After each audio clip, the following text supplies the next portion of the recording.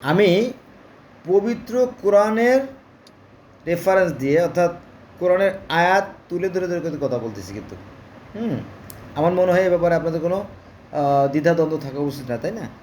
দেখেন কোরআনে কি বলে আর এই ধর্ম ব্যবসায়ীরা কি বলে দেখেন, এরা কিন্তু ধোঁকাবাজ, সাবধান থাকবে এদের থেকে। দেখেন কি বলে, আল্লাহ বলতেছে, কে বলতেছে? স্বয়ং আল্লাহ বলতেছে। এটা হচ্ছে আপনার সূরা জিলজাল আয়াত নাম্বার 6। এখানে আল্লাহবাক বলতেছে যে সেদিন, সেদিন বলতে আপনার সেই কিয়ামতের দিনের কথা বলা হয়েছে, যে সেদিন মানুষ ভিন্ন ভিন্ন দলে বের হবে, কারণ ওদের কৃতকর্ম ওদের দেখানো হবে। আমাদের নবী মুহাম্মদ সাল্লাল্লাহু আলাইহি ওয়াসাল্লাম বলছেন যে আমার উম্মত হবে 73 কাতার, আর অন্য যে সমস্ত নবী রাসূল পৃথিবীতে আসছিলেন তাদেরও উম্মত হবে 72 কাতার। তো তাই এই 72 বা 73 কাতারের মধ্যে মাত্র এক কাতার থাকবে হকের পথে, তারাই শুধু জান্নাতে যাবে, আর বাকিগুলো জাহান্নামে। এগুলো তিনি বলে গেছেন। হ্যাঁ, এখন সবাই জান্নাতে যেতে যায়, এখন সবাই যাইতেছে কি হবে? এটা বোকামি না? বোকামি।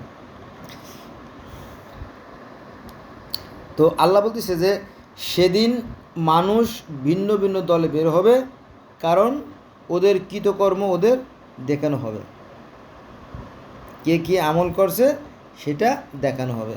কারণ সেদিন হচ্ছে মালিক ইয়াউমিদ্দিন, অর্থাৎ প্রতিদান দিবস। সূরা আল ফাতিহার অংশ। সূরা আল ফাতিহায় আমরা বলে থাকি যে আল মানে পবিত্র, হাম মানে প্রশংসা, সকল প্রশংসা লিল্লাহ আল্লাহর জন্য, মালিক যিনি মালিক, ইয়াউমিদ্দিন মালিক মানে মালিক, ইয়াউমিদ্দিন মানে প্রতিদান দিবসের, অর্থাৎ সেই কিয়ামত দিবসের। যে এগুলো আমরা প্রত্যেকটা ওক্তের নামাজের প্রত্যেকটা রাকাতের একবার করে সূরা ফাতিহা পাঠ করি না, প্রতিবার আমরা এই কথা বলি, কিন্তু আমরা এর অর্থ জানি না, ভুলে যাই। তো সেই প্রতিদান দিবসে সব দেখানো হবে। এবং সূরা জিলজালের 7 নম্বর আয়াতে বলা হচ্ছে যে অতএব কেউ অনুপরিমাণ সৎ কাজ করলে তা দেখানো হবে।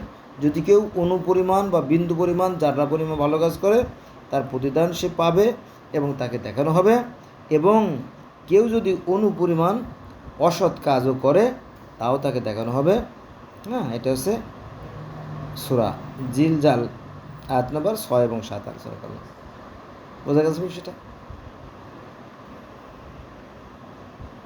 কিন্তু এখানে কর্মের কথা বলা হয়েছে, যে যা করবে ঠিক তাই পাবে। এরকম তো অসংখ্য অসংখ্য আয়াত আপনার কোরআন শরীফ পাবেন। কিন্তু হুজুর বলতেছে ভিন্ন কথা, রাজনৈতিক কথাবার্তা বলে না। বলো যে আপনি যদি কলেমা পড়েন তাইলেই জান্নাত, আপনি যদি নামাজ পড়েন তাইলেই জান্নাত, আপনি যদি রোজা থাকেন তাহলে আপনি একেবারে শিশুর মতো নিষ্পাস হয়ে যাবেন, তাহলে জান্নাত। হ্যাঁ, হজ করলে তো জান্নাত আছেই। হ্যাঁ, এরকম আর কি। আবার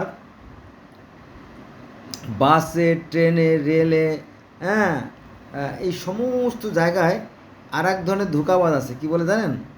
যে আপনি যদি মসজিদ কিংবা মাদ্রাসা যদি একটা ইটও দান করেন, একটা ইট বা 2টা ইট বা 5টা ইটও দান করেন, তাহলে আপনাকে জান্নাতে না নেওয়ার আগ পর্যন্ত ওই মসজিদটা ধ্বংস হবে না।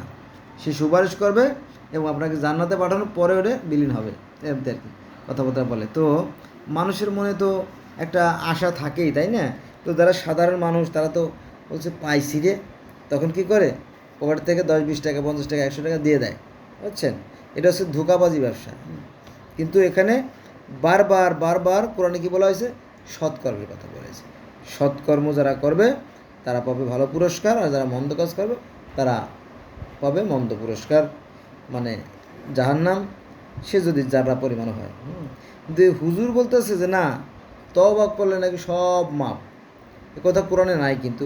তবে হ্যাঁ, একটা জায়গা আছে যে যদি কেউ ভুলবশত, অজ্ঞানতাবশত, হ্যাঁ, না জেনে যদি একটু ভুল করে ফেলে, তাহলে সেক্ষেত্রে তার জন্য ক্ষমার একটা সুযোগ আছে। ঠিক আছে, এরকমটি বলা আছে। যদি সে না জেনে ভুল করে, কিন্তু জেনে শুনে বারবার ভুল করলে তার জন্য কিন্তু ক্ষমা নেই। এটা কিন্তু কোরআনের কথা, আমি আজটার মধ্যে বলতেছি না, এলো বিষয়। ঠিক আছে, তাহলে আমাদের কী করার দরকার? সৎ কাজ করার দরকার, বুঝছেন? কিন্তু আলেমরা সর্বনাশ করে দিয়েছে। হ্যাঁ, তারা বলে যে আপনি যদি 100টা খুন করেন, তওবা করলে মাপ। আপনি যদি উহুদ পাহাড় পরিমাণ পাপ করেন তাহলে মাপ। তারপর তওবাতুন নসুয়ার কথা বলে, তওবাতুন নসুয়া। নসুয়া একটা অন্যায় কাজ করছিল, মারাত্মক অন্যায়, তওবা করছে আর সব মাপ হয়ে গেছে, এটা দিয়ে বুঝছেন।